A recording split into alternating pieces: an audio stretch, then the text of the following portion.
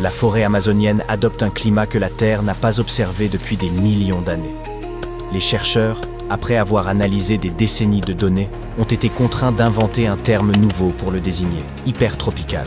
En clair, cela signifie des sécheresses plus chaudes, qui s'étendent plus longtemps, surviennent plus souvent et poussent la forêt dans ses derniers retranchements. Ainsi, l'hypertropical n'évoque pas une jungle luxuriante, mais quelque chose d'extrême, comme vous pourriez l'imaginer.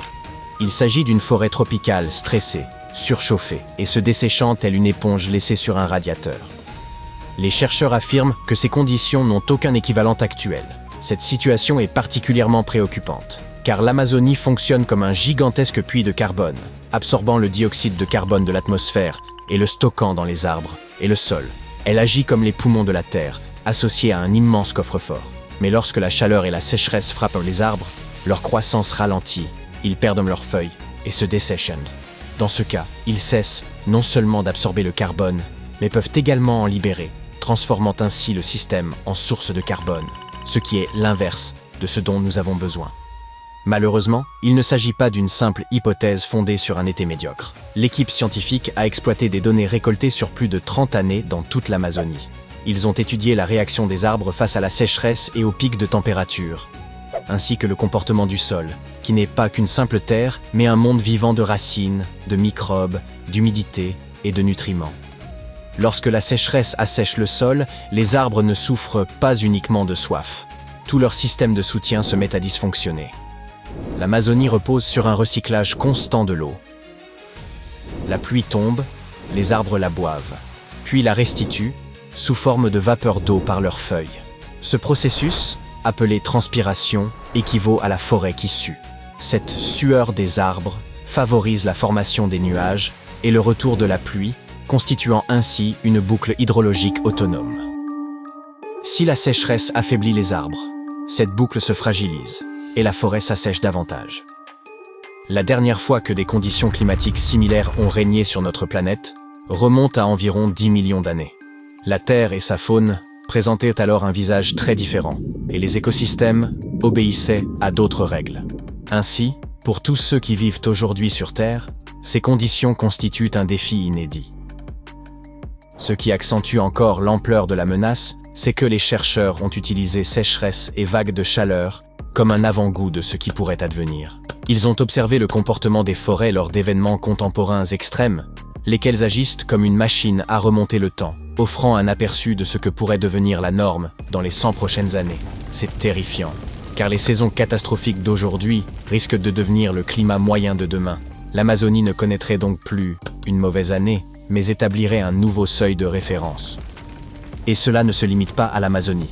Les chercheurs précisent que les forêts hypertropicales apparaîtront principalement dans la région amazonienne, mais des conditions analogues pourraient également se manifester dans certaines parties d'Afrique et d'Asie. Lorsque les forêts cessent d'être des puits de carbone pour devenir des sources de carbone, la situation se détériore rapidement. C'est une boucle de rétroaction incontrôlable, un cycle auto-entretenu. La forêt cesse de protéger l'atmosphère et commence à nourrir le problème qu'elle contribuait à réguler. L'Amazonie assurait la stabilité de l'atmosphère bien avant l'apparition de l'homme, et elle se voit à présent confrontée à des conditions pour lesquelles elle n'a jamais évolué. Ce n'est ni la première fois, ni le type de climat que nous devrions nous attendre à ne jamais revoir. Lorsque la Terre rassembla toutes ces terres en un unique mégacontinent, elle ne produisit pas seulement une carte plus vaste, mais une planète différente. La Pangée engendra un système de moussons si colossal qu'il obtint son propre nom, la méga-mousson pangéenne.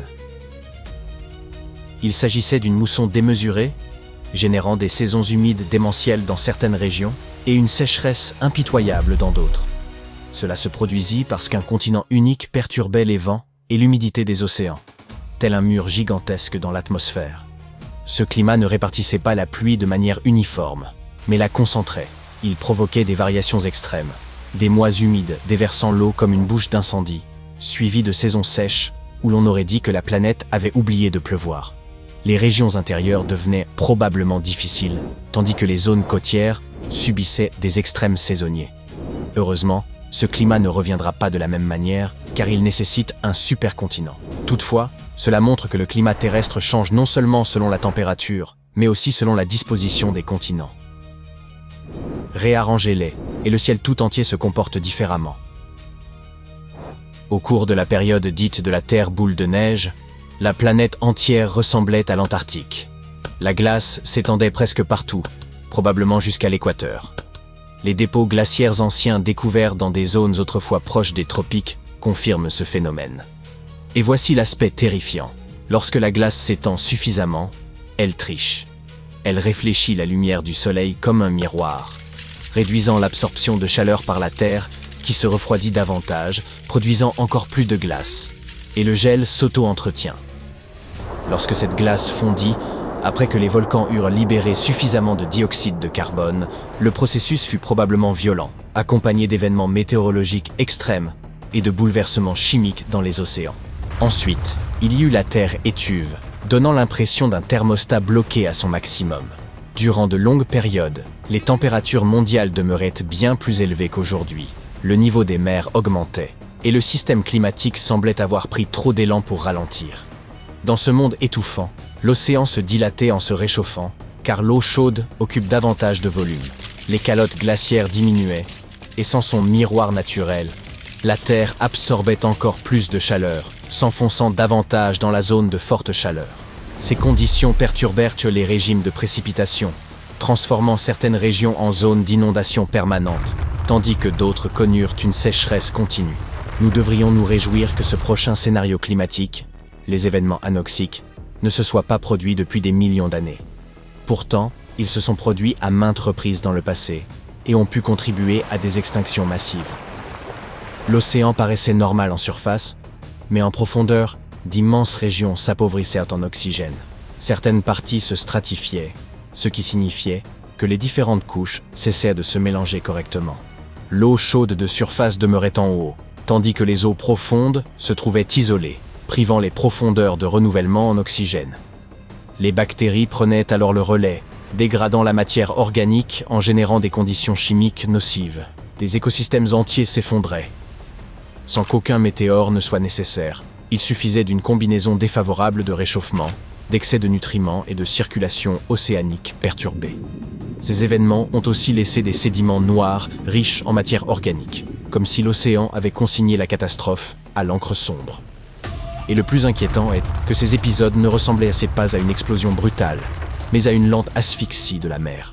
Après avoir examiné ces phénomènes, certains climats anciens paraissent presque moins effrayants. La terre du Carbonifère semblait plongée dans une humidité constante.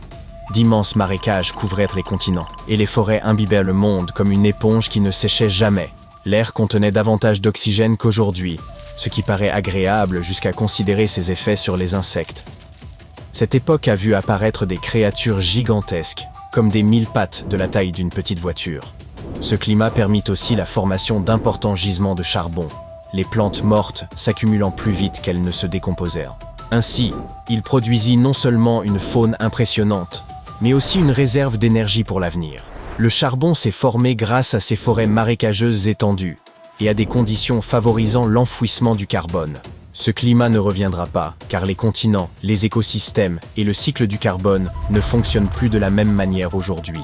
Au début de l'Éocène, la planète était suffisamment chaude pour que les pôles ne gèlent pas comme aujourd'hui, et l'écart de température entre l'équateur et l'Arctique se réduisait. Les scientifiques parlent d'un climat uniforme, signifiant une chaleur plus homogène selon les latitudes. Les régions de haute latitude restaient au-dessus de zéro toute l'année selon certains modèles et indices. Les zones proches de l'Arctique vivaient sans domination de la glace hivernale. Cela ne signifiait pas un climat uniforme partout, mais impliquait des contrastes moins marqués. Si le réchauffement est suffisant, les différences entre pôles et équateurs peuvent de nouveau diminuer, et les saisons s'adoucir dans certaines régions.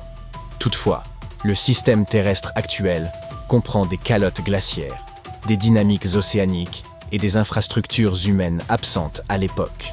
Ainsi, même si un tel état revenait, il ne serait pas paisible.